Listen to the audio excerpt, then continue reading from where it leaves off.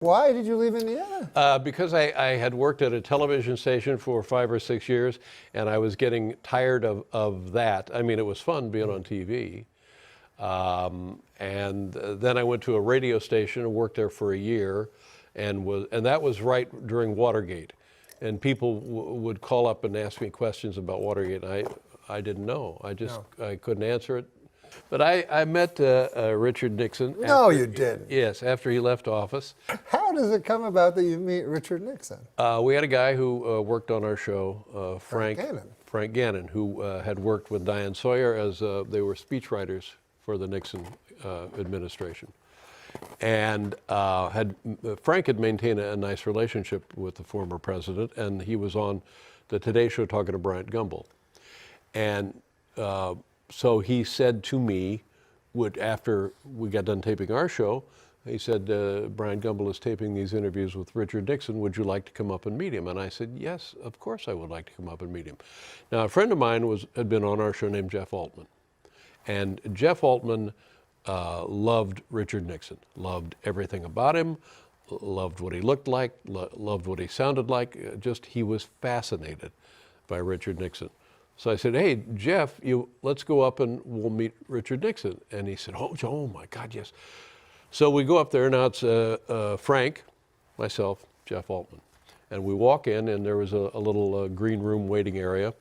And Richard Nixon jumps to his feet. And my first impression was he was a taller man than I thought. He seemed to be about 6 feet tall. And I always envisioned him as sort of hunched over and such. But he was tall, and the other perhaps greater surprise was he was very charming.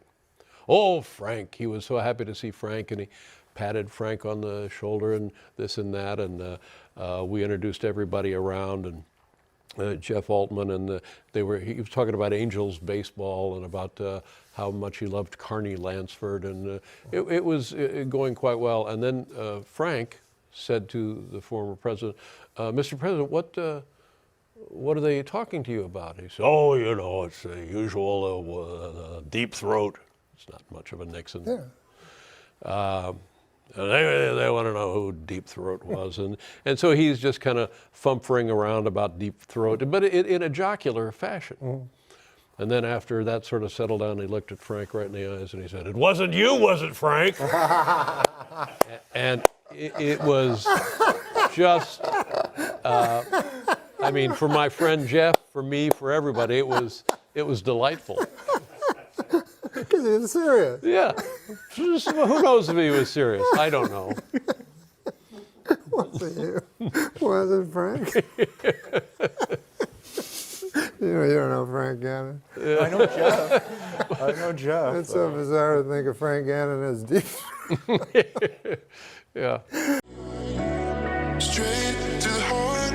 I went a long time acting like I wasn't broken apart by you.